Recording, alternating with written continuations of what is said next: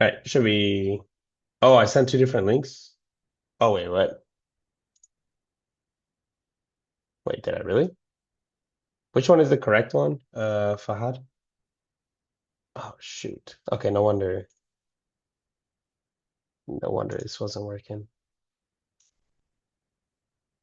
Two different links?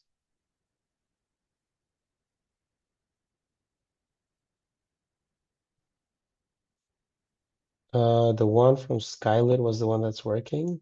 I swear I copy pasted the message. I don't get how one is working, one isn't. I'm almost positive it's the same one. 88371749 PW FXDU.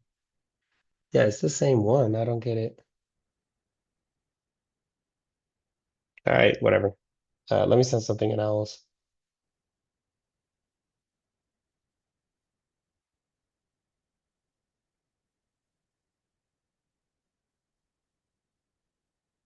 Oh yeah, it is marked for a wrong time. I didn't feel like fixing the settings.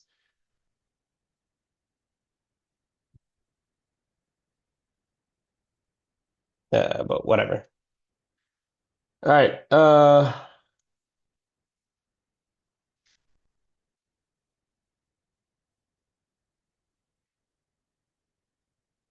right, I think I started the recording already, so I don't want to be like sorting this out. But anyways, all right, we'll get started. Yeah, so anyways, the whole point of this session, right, is just for anybody interested in the tool on the OWL side, wondering how to use it, or obviously anyone in the Asgard side, just to be able to ask any questions. It should be less chatter than doing it during market hours, so y'all can, just go ahead, feel free to ask any questions, whether it's things that you're confused about in the tool, things trades you took and you just want feedback on. We can also chart. We can go ahead and chart a few different things if y'all want. Like if y'all want to just look at maps now live. So we can be a mix of all of that, but just whatever will help you all the most. So let me go ahead and share my screen actually, and then we can go through some of this stuff. So, but again, it's meant to be like I don't have a set topic or set of topics that I'm prepared to chat about. So it's really I just go through reading questions and then base it off of that. So yeah. I mean, I'll let y'all start dropping questions. If not, I guess I'll just turn it into a charting session if no one asks anything. Um, because I guess based off today, there's not too much I can go off of on memory. So I think some decent stuff today in terms of like trades I'll highlight. Uh, because so yeah, like I think one here at Home Depot was a decent thesis, right? Where we're having a level here maintained over two different expiration weeks. So this is something where you can use both the GEX and the VEX together. But whenever you have these sort of horizontal bands, those usually end up being pretty good levels, right? So Home Depot's reshuffled, so I don't think we're going to get as strong of a move as I had hoped. But from even from up here, you're getting like a $3 drop throughout the day. So that was clearly a level of reaction that worked, right? Also, if you go check Home Depot like on the 1 hour, 4 hour, you'll notice this 320 level, right, was a resistance like three times in the past. Honestly, like four, five, like five times, right? Rejected here. So pretty solid trade here on Home Depot, or pretty solid trade idea in terms of like giving a recap there. Okay, Jaden. Do you pretty much always look for a price to tap a node before taking entry in the opposite? Yeah, Jaden. So I'm trying to think if I've almost positive that almost every trade I've taken, let's say in the past, I don't know, 3/4 of a year has been I'm looking for some kind of floor ceiling, waiting for that level to go get tapped, and then playing that reversal, right? So sometimes I play that reversal and there's a node, that direction that's helping to pull price along. But to me, always what's most important, it's not about where the volume is, but like if the volume's far away and has a very major node, what's more important is where price currently is. We're trying to play reversals off nodes near there, right? So always I'm of the opinion, like if you're playing a reversal, at least with this tool, right, you need to be finding strong levels on the maps that align with strong support resistance or supply demand zones. And those are always going to be your highest quality setups. So so yeah, I mean, I will say there are a few cases where, there's some major nodes upside and there is no floor or no ceiling. If you're going to trade a setup like that, you better be sure that your thesis, whatever it may be, maybe it's a fib retracement, a chart thesis, or who knows, maybe there's a dark pool level, whatever it may be, make sure you have enough of a thesis there. But I almost always want to see a heat seeker thesis of a floor or a ceiling for me to take any kind of trade. All right, so that was Jaden, and chart should be a major pivot. Yeah, correct, Jaden. So yeah, you want your chart at a major level and playing the reversal off whatever node that you see form. And remember, like I guess the last thing I'll say is like it doesn't always have to be king node deflections. Like it can be, and probably that's like the simpler way to do it. If any of you are like new to it or just now learning, there's gonna be many times where you reverse off of levels that aren't actually the king node. Maybe they're the second, third, fourth strongest node. So it's important to also note not only what is the biggest node and assume that price is going to go there or price has to reverse off of it, but make sure you're looking at, okay, what other nodes are around? And then especially on the indexes, right? Just because there's a king node above on SPY, that doesn't always mean we're going to deflect downwards if SPX and QQQ don't have that king node, right? So on the indexes, you also want to make sure you're constantly checking for confluence across the board, right? Um, okay. Give me a second. Yeah, some guys messaging. Why is this link not working? This is so annoying. Um, sorry, y'all. Let me send the link over to someone else. Apparently it's not working still. Okay. So that was Jaden. What else? Okay, FBI, can I please share your flow settings for flow? No, I actually can't. I don't actually use flow. I'll share where I think you should pull your settings from, but I don't actually use Flow myself. So if you go,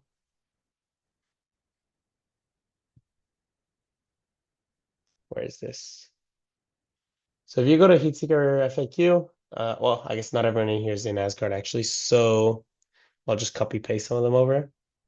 But so there's a couple of users. One is Jack, has some pretty good ones. I'm just gonna send the link. I'm just gonna send the link of this message, honestly. And if anyone's in Asgard, if anyone's not in Asgard and only in Owls, well, actually, if y'all are in Owls, you can't even use Flow, so I guess it's not relevant. Yeah, FBI 5000. Check what I just replied to your message with. If not, DM me and I'll send you that link after this. All right. Yeah, no problem. So, Phoenix, for drawing levels, any tips on the following topics? Timeline, 1 hour, 4 hour, 15 minutes. Phoenix, can you clarify how long you plan to hold the trade? Because that's basically going to influence what the answer to that question is. Two, when does a level get invalidated? Three, how important are pre-market high, low, previous day, open, close? I think overall levels drawing on a fresh chart will greatly help.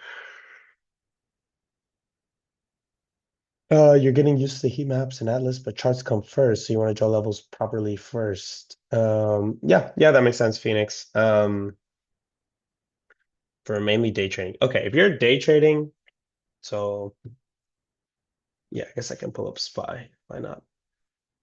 So if you're day trading, there's a couple ways to do it. Like a lot of people, what they'll do is they'll mark out levels on the 1 hour. Like I know this is how John does it. So for example, John is probably saying, "Oh, look, we had this previous all-time high. We rejected off of it.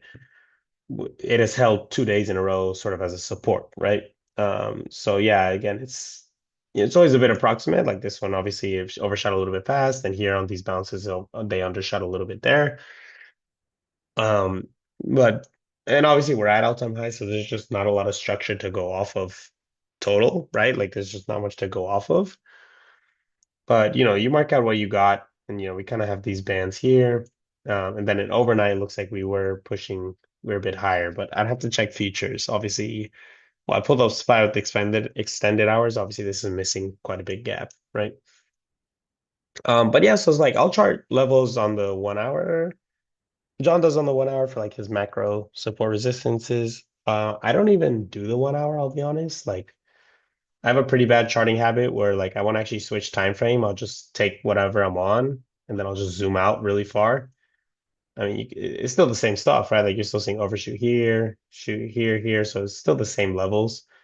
Just looks kind of ugly. So I'd recommend, yeah, go to the 15, 30 minute, 1 hour, and you can draw all this stuff out on those. And give me a second here. Okay.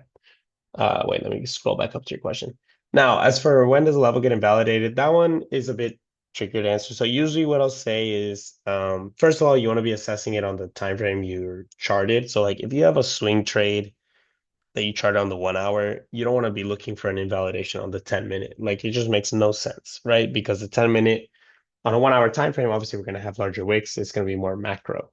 So if you're looking at invalidation on the 10 minute, high likelihood that you're going to be overreacting or panicking due to some minor fluctuation that's not actually going to matter big picture, right? So always make sure you're matching time frame to what you charted on, right? The other thing I'll say, like invalidation in terms of the heat maps, is the general advice is just use one node, right? So this can vary a little bit. So I'll answer it for general takers. So like generally on just an individual taker, I'm giving like 1 to 2 nodes of space. So if we get 1 to 2 node overshoot, at that point, then I'm saying like, okay, if we close here and we start holding this level, then I'm probably looking to exit my position, right? Or at least reassess what's going on. On the indexes, the general rules of thumb for how wide a node influences price, right? So like where we can bounce is like 50 cents on SPY and QQQ and $5 on SPX. But for an invalidation, I would actually say you want to be much further past that, right? Like I've seen nodes overshoot $1 and still hold. So for me to start looking at these to say that it's truly gone, I'd be looking for more than $1 on SPY QQQ, and then obviously that correlates to $10 SPX. But the key there is make sure you're not just saying like, okay, if this taps $1 pass, I must sell, right? Like a lot of times I'll give it a little bit extra, especially with the recent market that's been, a lot of overshoots, a lot of news and all of that. Um, I'll give it a little bit extra room, and then I'm looking for basically like the candles to start consolidating or closing and holding that level very easily, right? So hopefully that helps Phoenix. Oh, and then pre-market high low, previous day high low. Yeah, I use all of those. Now what I will say is one, make sure you're drawing them based on futures, not on SPY and QQQ. And then two, like, yeah, if you draw them all out every day, like some days they're going to matter, some days they're not, right? So, like, for example, if we look at the indexes today, previous day high for SPX never got hit. It actually kind of overshot and then rejected on QQQ. And then the opposite happened, right? Previous day low got hit on the SPX, and then previous day low never got hit on QQQ. So the key here is like, yeah, you can draw them all out, but to guarantee that we're going to get a reversal of one or the others, that's hard to say. So then I'll have these levels marked out and be aware of them, whether it's through an indicator or whether I'm just zooming out and just noticing them. Um, but then what's helping me differentiate which of those levels will take place and like hold on a given day is that's where I use heat seeker and say like, okay, this level has a strong ceiling, this level has a strong floor. And you can combine that with any like structure, right? So even if you didn't know that we're going to get strong bounce this first tap of previous day low, after we got that strong bounce, you say, oh, like clearly this level is holding pretty strong. If we revisit it, I'm willing to try that double bottom there, right?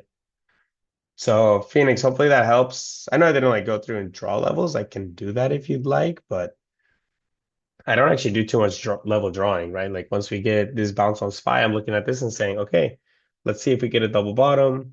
QQQ never quite swept out the lows, but it's same kind of deal, right? Where you see where these reactions are happening before, and you just sort of say, okay, as we approach that, I'm willing to take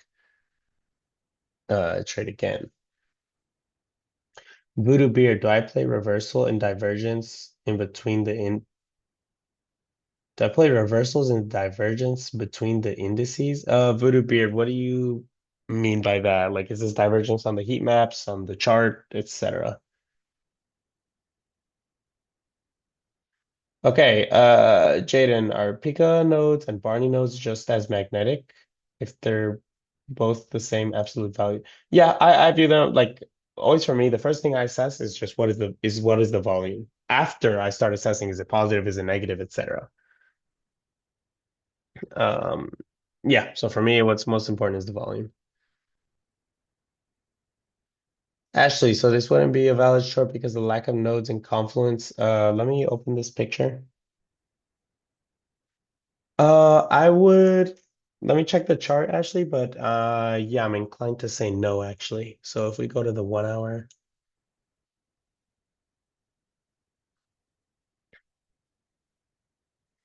so this is SMH for for this week. Actually, yeah, I would be very surprised if we go hit 530. Like 530 is basically this double bottom down here, right? Oh shoot. Wait, sorry.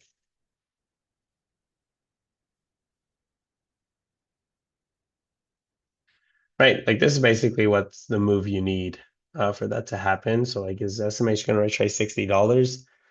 It could, but I don't believe it will. So a lot of times what happens with these, Ashley, is like as price last week, right? We were down at 530. So you have some volume left over.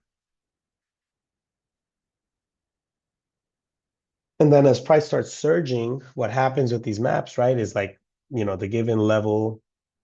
Where's my sketch tool? Yeah, so like the given level you have here, it'll start sort of rolling higher and higher and higher, right?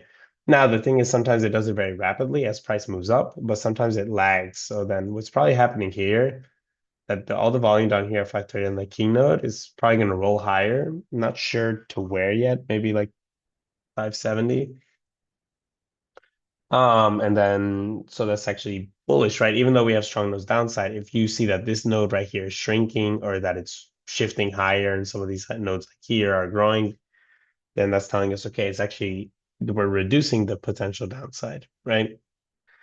And so this is what I was getting at earlier, Ashley, of like you want to make sure you're playing deflections off of nodes where we currently are. Because obviously a node you target could either be a node that was there from last year, it could be, or not last year, sorry, a node that was there from last week and sort of lingering and still waiting to roll higher or to sort of reshuffle. Or it could just be, some faraway node that's never going to hit because it's a hedge, let's say, right? So always like make sure you're treating these nodes as moving targets, not just targets, right? Because what is there right now could disappear by tomorrow midday. So it's if you treat them as moving targets and always recognize the risks of what if that node shifts higher, what if it shifts lower, what if a gatekeeper grows in the middle, halfway there, right? Like you need to know how each of those different things will impact. And always be wary of those because they can derail your trade, right? Can I recap how Spy Beach Ball set up played today at 1:30 p.m. EST?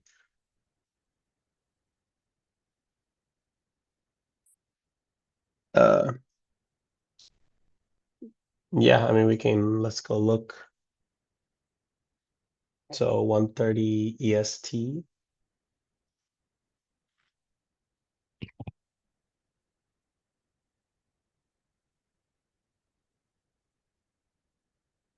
All right.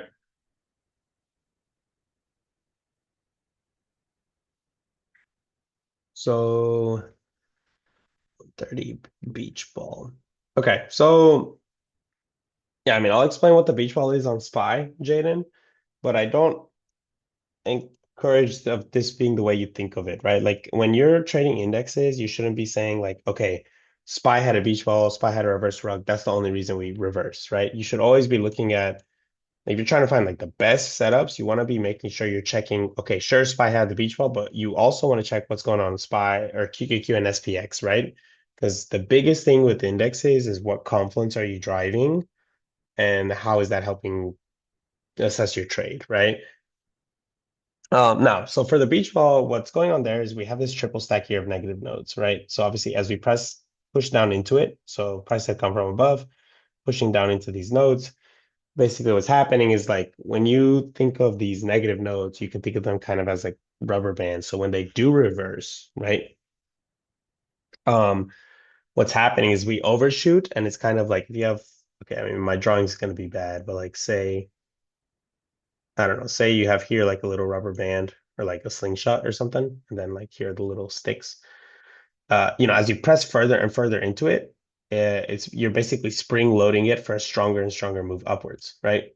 So same kind of thing with like the whole beach ball analogy is like, if you're pushing a really inflated beach ball into the water, you keep pushing, pushing, pushing, and the more you push it in, once you release, the stronger it'll sort of like pop out. So same kind of thing, whether it's like slingshot, beach ball, however you want to think of it. But as we're pressing into this negative pocket, right, that's sort of telling us, okay, like, if we hold this, we could get like a sort of spring-loaded bounce out, right? The other big thing with this is, it's not only that, but the nodes above are very, very weak, right? So if we're able to clear out, like go from 748, 749 and start pushing through, the 750, 751 have very, very low volume, right? Which is gonna help because these are not gonna hinder, or they shouldn't hinder it too much of a move upwards, right? So yeah, obviously like that's the trade thesis there, but alongside that, we also have QQQ, right? Which is sitting on this triple stack of positive nodes, right? So again, negative versus positive, like the positive is not really a beach ball, but as price is pushing into this is still definitely a strong zone of support, right? Where we can hold this and then get a bounce upwards. And same thing, as we start hitting over 727, we also have a very small node here at 728. And then I'll be honest, 729 had a bit of volume, but then the next big ceiling's up here, 730, right? So yeah, mostly off these two maps, I would say the thesis for this 130 trade. SPX, like we're kind of at these gatekeepers here. It's 22 and 14. But this levels are a bit less like the end of the range. So if you look at these SPY and QQQ, total range, right? We're hitting like that bottom pocket. Same here on QQQ. Like total range volume, we're hitting the bottom pocket of that. And so that's the trade there. Obviously on SPX, we're more in the middle. So this is less of a convincing setup over here, right? But since we have two of them in line with each other, we say, okay, you know what? That's enough for us to override SPX. Jaden, hopefully that makes sense.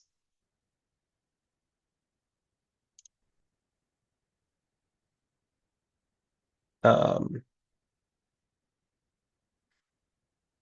yeah, and so 130 was after this big pop at low of day, and we got a small retrace, and then that would have been the entry there. So yeah, the other thing I'll say is like we got a very small pullback here. So like also like another thing to look at is like what is the setup? What is the initial reversal setup, right? Which I'll go back and check right now. I think the big thing that happened here is we have this big range on SPX. We have these two nodes, pretty strong gatekeepers, right? SPY is hitting into this big negative pocket. And actually at the time, QQQ did not have that top pocket formed. It was really just 727, 725 as like their own nodes. But then as we dropped into them, yeah, as we drop to the low end, right, then that's what we're seeing. Okay, SPY is building like king node there, QQQ as well. And then SPX never got to this reverse rug pull, but it's still held roughly near these. Well, one is hitting a cycle level, and then two, it's still holding like these positive nodes here. Uh, okay, so Spy Beach Ball. All right, Jaden, hopefully that helps. Voodoo Beard, SPY and SPX king node towards up, QQQ king node down. Yeah, Voodoo. So there's two ways to think of it. Either you wait for everything to line up, that's a safer approach, or you just trade with 2 out of 3, which is a little bit riskier. But again, it's like when I assess these maps, I actually very rarely just look at them and say, oh, king node up, king node down, like that means bullish and bearish, right? For me, it's always okay. I take note of where the king node is, but I'm also noting what volume is near price right now. How are we gonna hold that level and then maybe push towards that king node, right? But it's not always just because 2 point up, 1 point's down doesn't always to me mean that like, okay, we don't always know.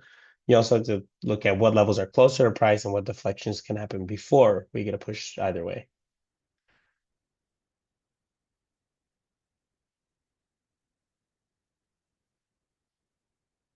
So let's say glitch. So glitch said Disney could pop. What do I do? How do I do my own due diligence? I mean, yeah, I mean, first, yeah, check Disney. So we have Disney on the 4 hour, and then I'll check Disney on the map.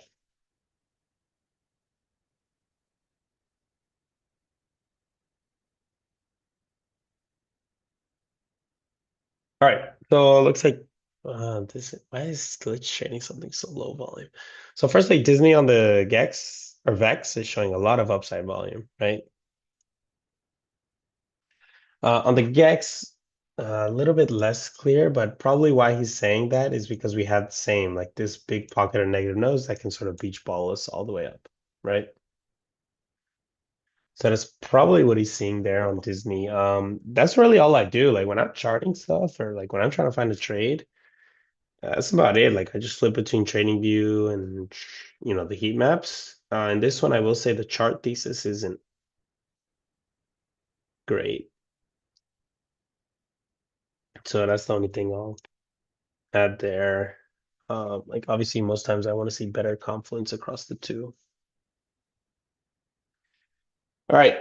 Ron, hopefully that helps. But yeah, Ron, that's about it. Like I have a pretty simple system, I'll be honest. I don't, swings, I'm usually looking like 1 hour, 4 hour.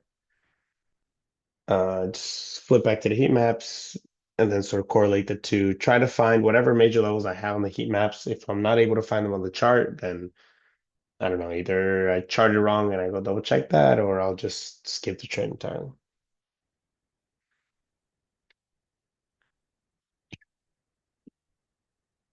CL, when SPX taps 7,500 today, if I wanted to play the balance, what strikes would I have considered getting into call wise?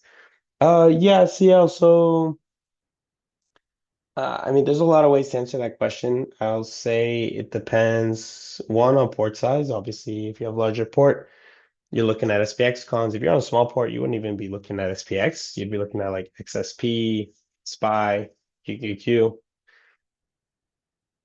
Um, but the main rule of thumb I always use while buying contracts, well, there's two things to consider, right? One is I'll look at what is the delta. So I'm usually wanting to buy any contract 0.3 delta or above, which is basically just saying like we don't want it to be too beat up by theta, right? So any changes in theta, we don't want that to just wreck our contract value.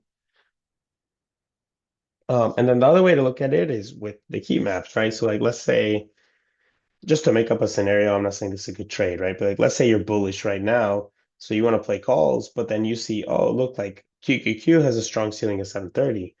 So maybe you buy 729 calls in that scenario, right? Because even if we push to 730 and finish right under, right, at 729.9, um,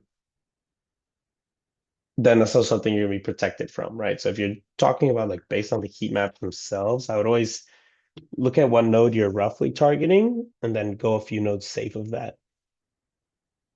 So hopefully that makes sense, CL. But yeah, I mean, like the what strike to buy is always pretty personal, right? Like some people like playing out the money if their port size allows them to. Some people like playing out the money because it's smaller ports. So it's the only rule I have is like don't go so cheap that it's zero point 0.3 below 0.3 delta as like a ballpark. But CL, feel free to send me a few of your trades if you want like specific feedback to how you're selecting any of those contracts. Voodoo, how big does a node have to be a gatekeeper? Yeah, the general rule is 25%. Sometimes I'll look even as low as 20% of the king node volume, but yeah, I've found that 25, 30% works well. So again, the gatekeepers, I actually don't trade off of gatekeepers a lot, but gatekeepers can reverse price, so it's a good spot to be trimming plays or entering if you have some kind of good confluence with I don't know, the maps on the other indexes.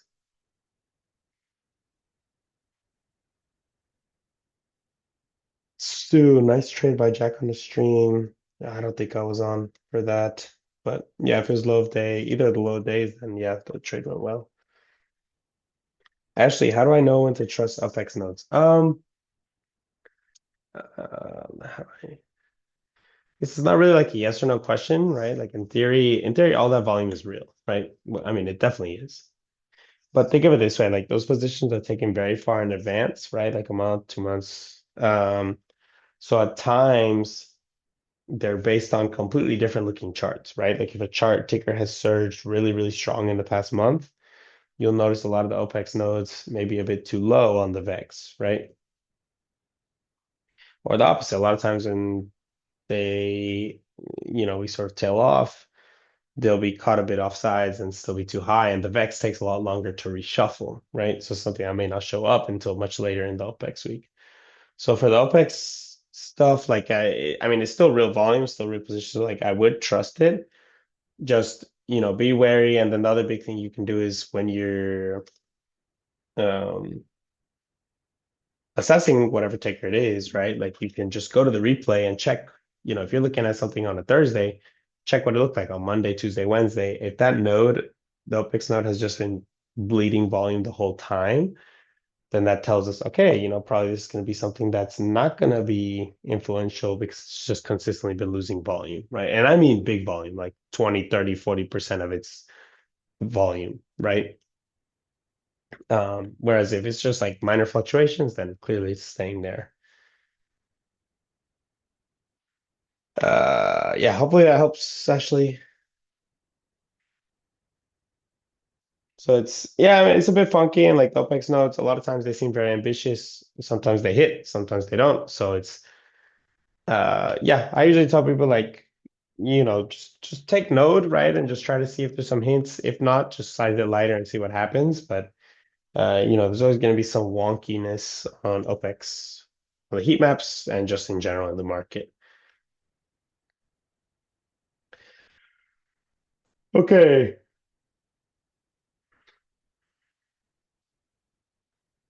What I see on NVIDIA,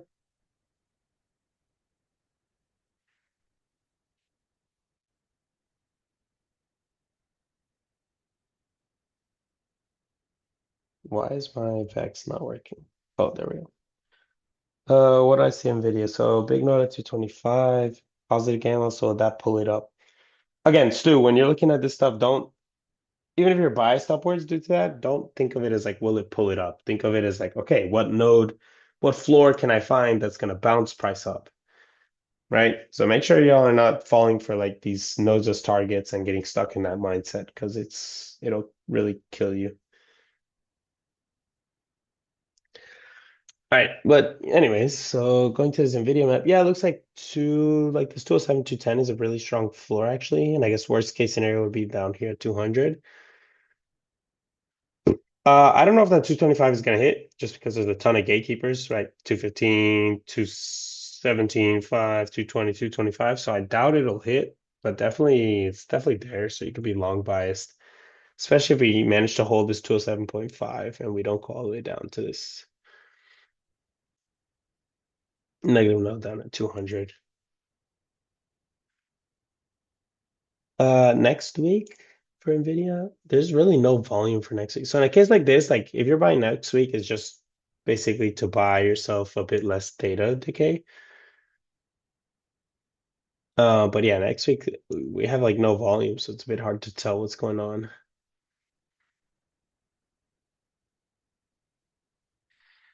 All right, hopefully that helps too. Any thoughts on CoreWeave?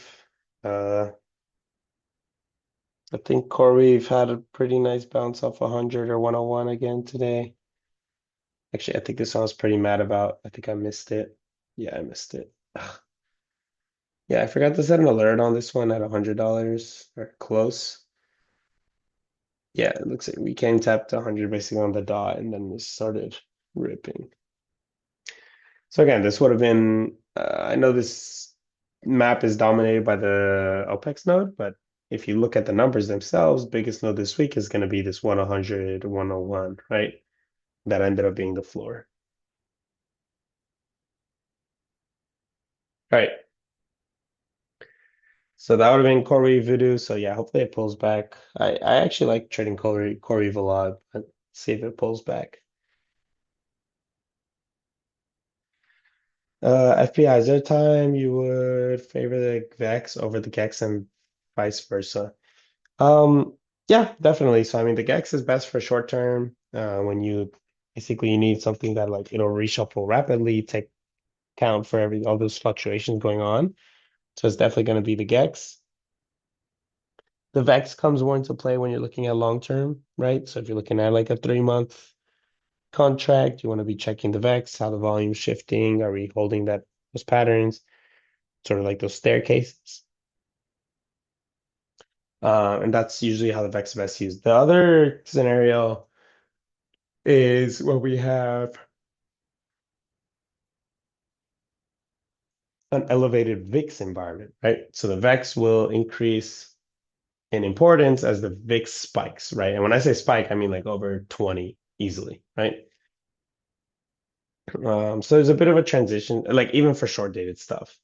So that's the only case there that I can think of that answers that. FBI. Can I check? Okay, can I check at 11:48? Is that Eastern? Okay,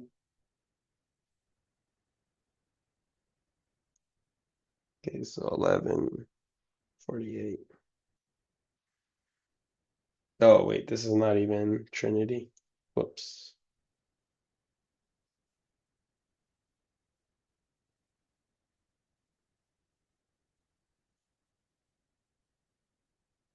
All right.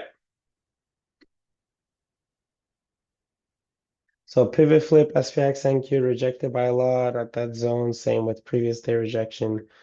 I don't know if heat seeker showed much, so maybe a B plus setup.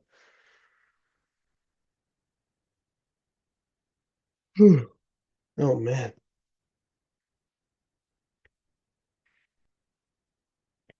Okay, let me switch over here. So 11:48.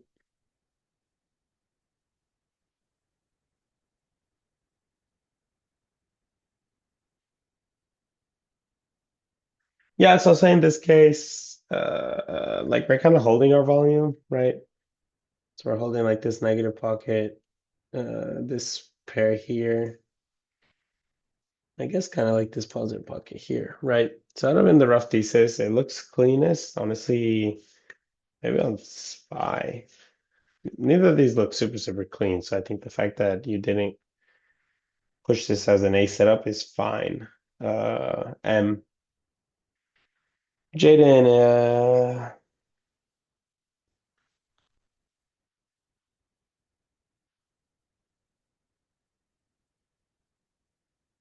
yeah, Jaden, so actually in the academy, we don't have like anything about Gamma Van. Maybe we have an explanation, but not really like how to use it.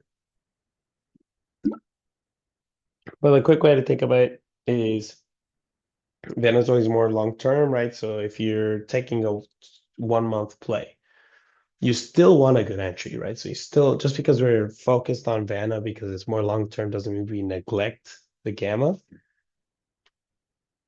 But you're saying, okay, like if I have a bias upwards or downwards based on my VEX, I want to make sure that I'm taking any short dated 0DT stuff in that same direction, right? Um, but yeah, so the Vanna is not the same. So the VEX and the GEX are not really the same. They actually behave a bit differently. And Jane, actually, if you can you just DM me like video reminder, like trade recap reminder or something.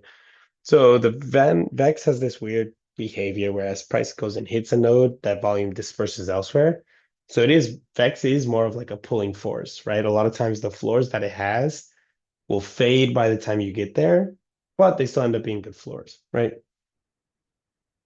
just that they aren't showing live on the VEX. So again, Jaden, that's the example I want to send to you is I did a recap video on that that highlights that a bit better. Um, Josh Gray. Oh yeah, yes, yeah, have a good night. So the two things with the VEX is like you want to be looking for the two simplest things to look for. Any kind of staircasing pattern and any kind of horizontal band, a node that has strong volume over multiple weeks or multiple expirations, like I mentioned earlier with Home Depot, right? Today on market open. Mina, can we Mina DM me that, otherwise I'm not gonna remember. Phoenix, you understand the heat maps stop updating at market close for all tickers. So do we plan the next day based on nodes on 4 p.m. close? Oh, Phoenix, that's up to you. Like I always would chart at night. Like I would chart at like 10 p.m. just go through a bunch of stuff.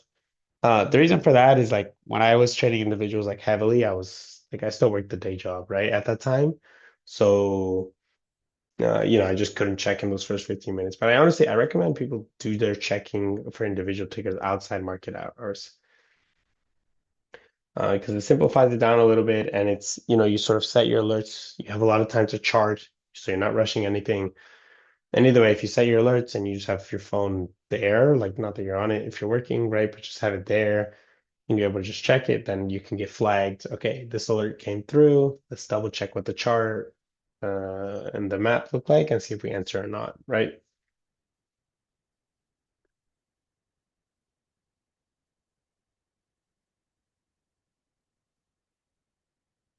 Yeah, so I mean, you're right, partially. Like a lot of opening moves do have the taps, and like, so yeah, if you're not trading that first 15, 30 minutes, sometimes you miss these moves, but that's always been my preference of knowing that, okay, those first 30 minutes are so hectic that a lot of times,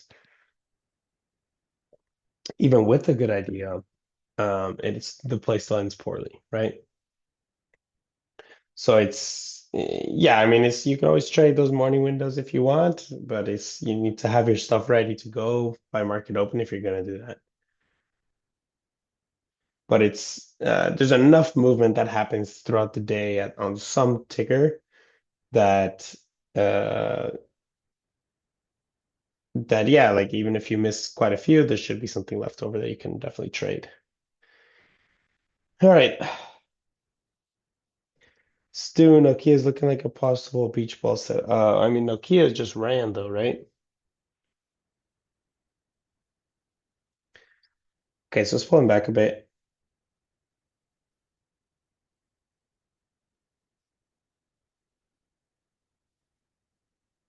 Let me check here.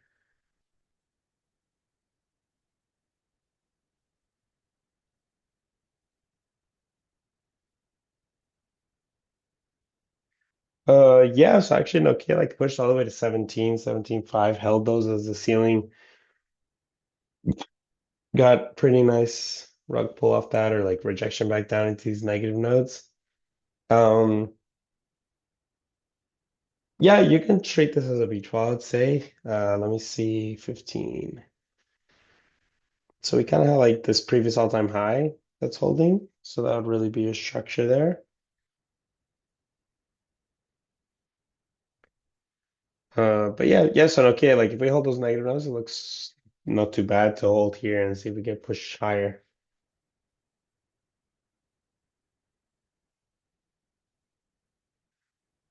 Vaughn, you're not sure you can put the question over here. Regular, you chart and trading. How can I get those levels? Uh, I don't know if I understand that question, Pavan. Can you send to me regarding your trading view, you're seeing some levels. Pavan, is there anything that's blue? Anything that's blue, I'm writing right now, live. I'm drawing it out right now.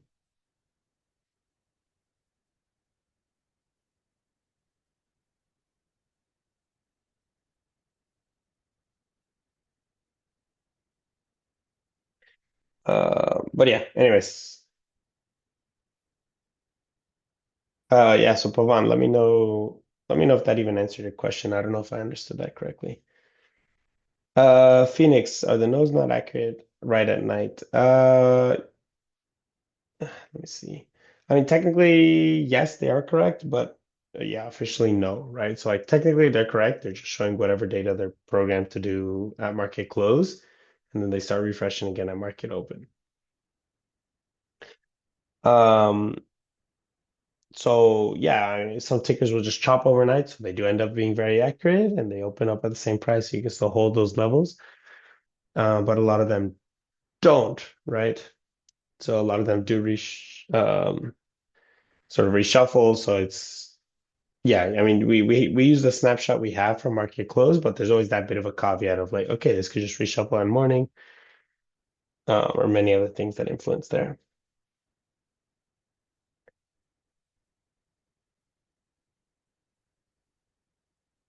More concerned about reshuffle. Oh, okay. I see Phoenix. All right. Jaden, would Heatseeker have helped us catch the dump at market open? No, you're fine if you're on the phone. No worries. Yeah, I mean, my answer is I don't know. Let's go look.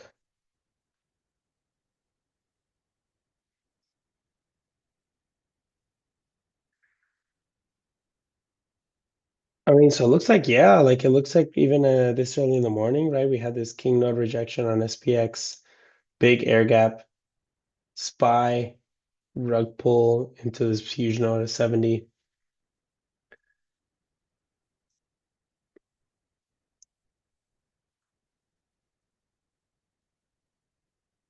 Um, yeah, so that would have been roughly the reversal there, right? Is SPX, SPY, very strong ceilings.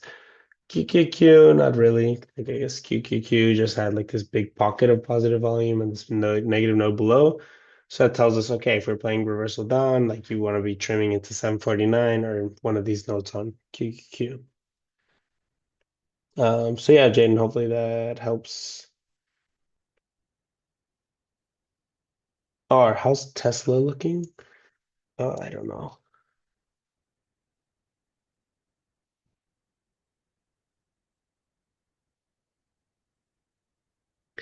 All right, I mean Tesla had a huge surge. Looks like it's consolidating now.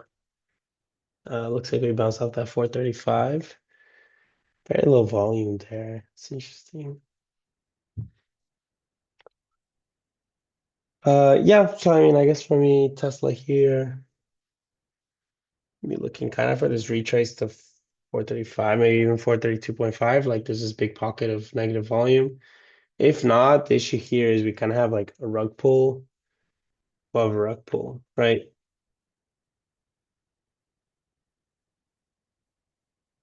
So yeah, it's a bit tricky to be sort of longing into those rug pulls on Tesla.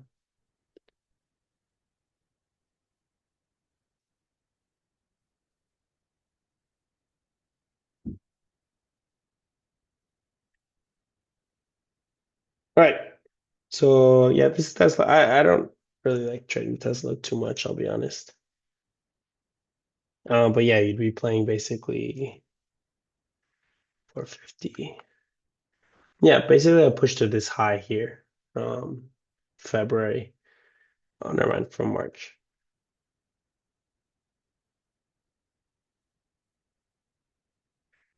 All right.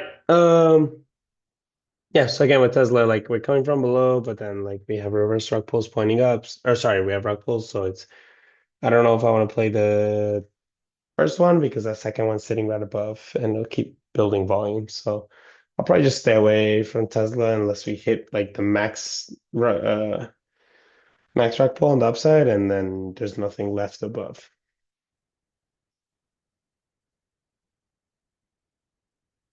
All right. Hopefully that helps. R.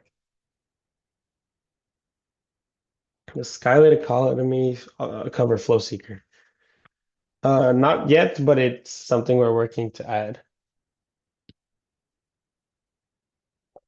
Just more flow documentation in general. Or so you saw good Microsoft Call Flow since today. Uh, or is that I guess what's the question there? If you saw good Microsoft Flow, then yeah, I trust you. That's not something I'm looking at. But like, I don't, I guess I can pull up the scan myself if that's what you mean, but if you filtered through and saw that, then yeah, I mean, I'll just be filling in, doing all that same.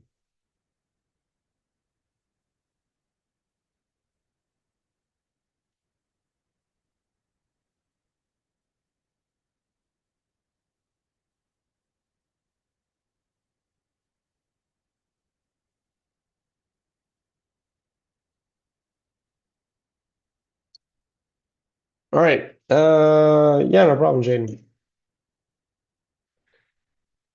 Microsoft Scan. R from the heat seeker. I mean, like if I scan flow in Microsoft, like you're about to learn nothing. Okay, on heat seeker, yeah, I can do that. Uh,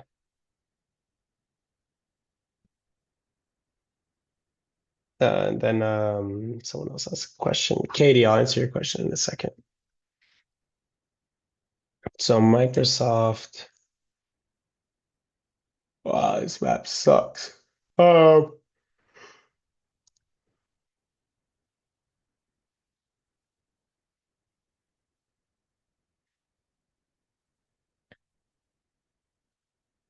so yeah, I mean, it looks like we have 410. So Microsoft, you kind of just had this 420 node sitting there. The reason I say it sucks is we're coming from below. We have 415, 417, 420. All of these have positive volume, so it's going to slow price down. So at least for now, it seems like we may get quite a bit of chop and then just sort of end the week somewhere in this zone on Microsoft. But unless this map changes, I'm not too interested in it.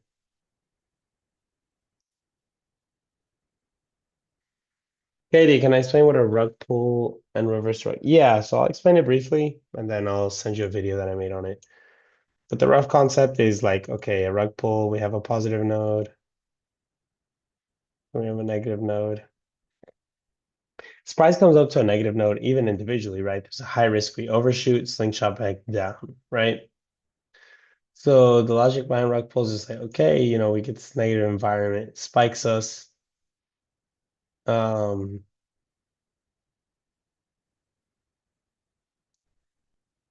Sorry, so yeah, again, so as you get this negative node, you're overshooting it. When you do that, you're getting the slingshot effect. But at the same time, since these are directly stacked one above the other, you're tapping into that positive node, and now you're getting just a normal rejection there, right? So you're kind of getting both nodes to reject, but they're working together to do so, right?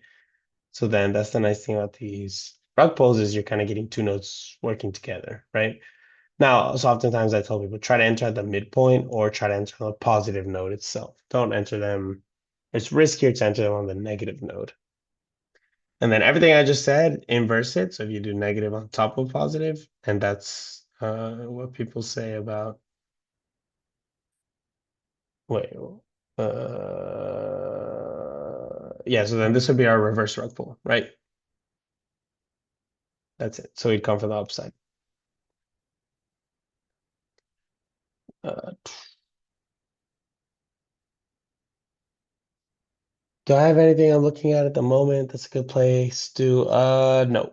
I'll be honest. I haven't scanned individual tickers. I mean the most recent thing I traded, let me go check. Was what? No, honestly, like the last time I loaded individual positions was quite a bit ago. I mean, yeah, that's about it. Celsius popped today, which I had a little bit of, so there's that, but no, I didn't watch this weekend. Because of Memorial Day, I was visiting. I was on a trip with my brother visiting a friend, so I haven't scanned individual tickers. So I'd have to, yeah, I guess this weekend I can give that a go, Stu, and answer that question for next week. FBI, difficult question to answer, possibly, but what signs do you use to tell you to get out of longs in preparation for a market downturn? VIX spike or something else? So no, I don't use VIX spike. I actually don't. I don't use VIX at all.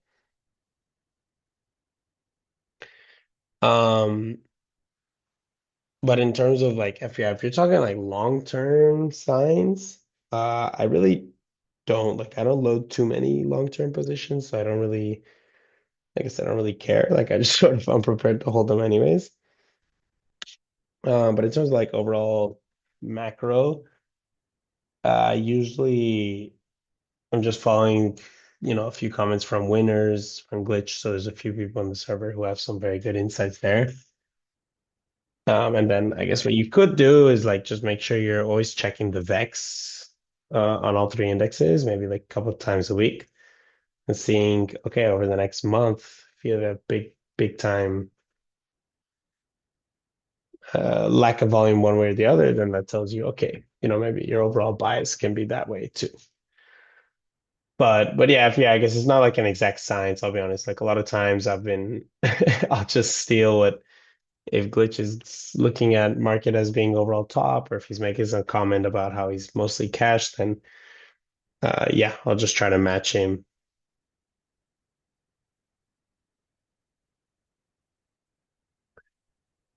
All right. Meta.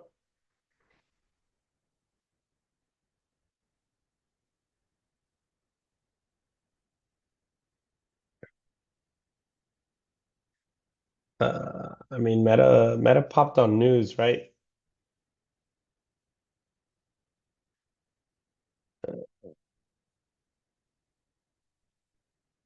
Yeah, Meta popped on news. I guess you can look at 615, 620. Maybe it's the floor if we go lower, but definitely the cleaner plays, just look at this big upside for any kind of short.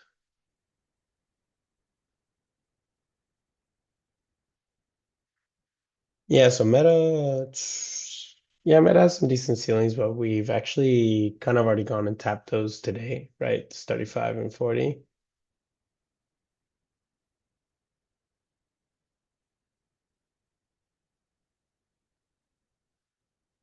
All right. Let me see. So Meta,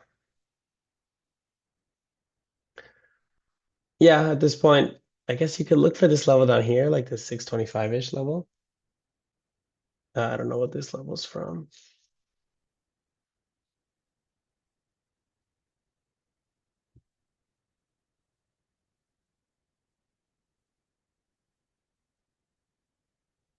Yeah, so yeah, Meta, I mean, maybe if we pull back to the 625, kind of get like a beach ball kind of thing here.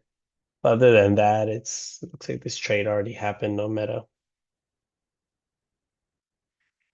Oh, is heat seeker analysis good for just the immediate expiry? Uh, no, I mean, like obviously these are living maps, so like they continue updating. So even if you're taking a play into next week, like you can still assess how good or how bad it's going, and just use that to decide where you're going to trim or not. Um, but no, I mean, it's like I'll say the majority of people in the server probably do focus on shorter term trading. That doesn't mean it's only applicable for that. All right. Can I provide my thoughts on sector rotation? Yeah, so for sector rotation, um, what I do is like you can just go check the sector maps, right? So like within heat maps, you have all the, like the XLB, XLC, like you have all these different sectors, right? So just try to identify which ones, uh,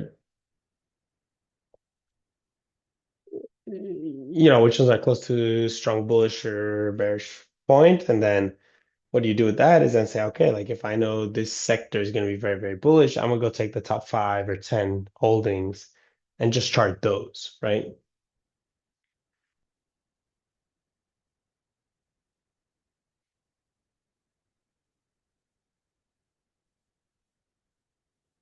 All right. Wait, someone sent me a DM on this. I don't know how to.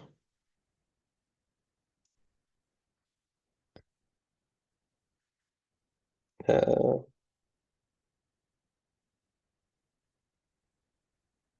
Wait 1 second here.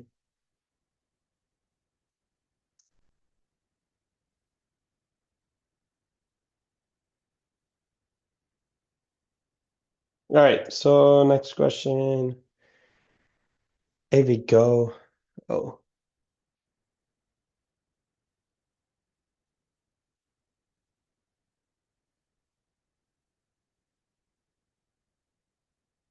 drops to 415. Let me check what the chart is like.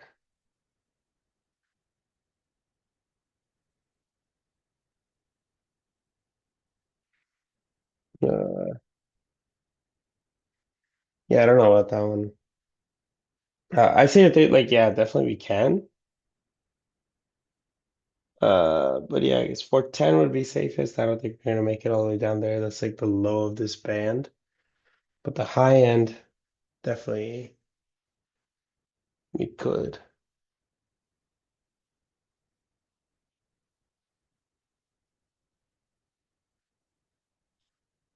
Okay. And then Rocket Lab, good short.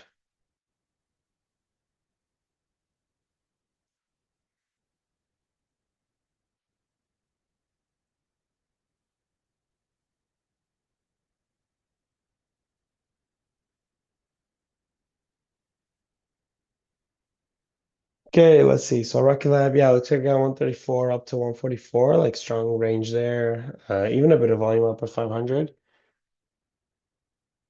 Whoa, sorry, 150. So yeah, I'd say this one is pretty. Actually, it's 144. Like we already pushed way past that. So like this one already looks like it's in motion. Uh,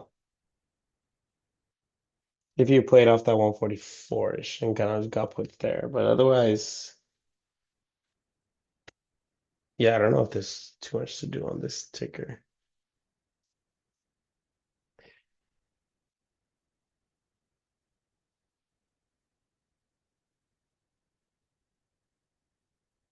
All right. Yeah, I think I'll cut this here. Unless anyone has any other questions, just because it's a bit late for me. Still catching up on sleep. So I may cut this here. I'll try tomorrow to join in the live with Jack a bit more, but yeah, usually Jack's saying enough that I've been spending that time doing more meetings and answering messages. But yeah, anyways, if there's no further question, oh, Juan, yeah, go ahead and ask it.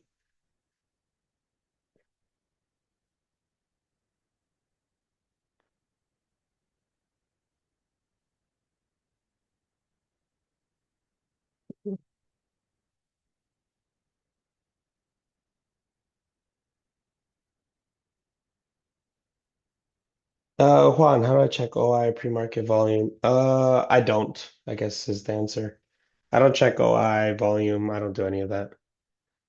Like I don't really scan tickers to see what's moving. I just scan the maps. Basically, I scan the maps, look at where I'm expecting volume to reverse or hold. And that's it, right? I don't know, is it gonna happen on a Tuesday, on Friday, next week? I don't know when volume is gonna hit the levels that I mark out with alerts, but that's all I'm really doing. So it's, I guess, a bit simplified relative to what you were asking there. Yeah, so yeah, I used to like I don't know filter on. I used to do a screener on TradingView and whatever. That was years ago, but yeah, I fell out of that. I didn't. This is much simpler. Okay, yeah. Any other questions? Otherwise, I think I'll stop the recording and end it here. Let everyone get some rest. All right. Yeah, let's just do that then. So yeah, in that case, thanks everyone for all the questions. Yeah, I'll get this uploaded and posted to my channel so any of y'all can watch it. Okay. Yep. Bye all.